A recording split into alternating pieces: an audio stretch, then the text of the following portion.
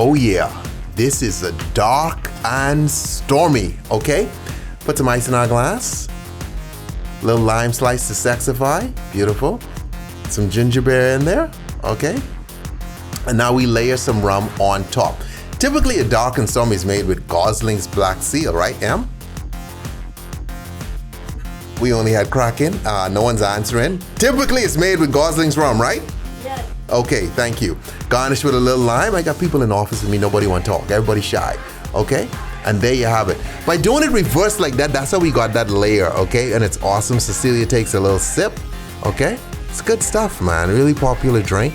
And that Black Seal rum is pretty high powered, pretty potent. So you definitely want to give that a try.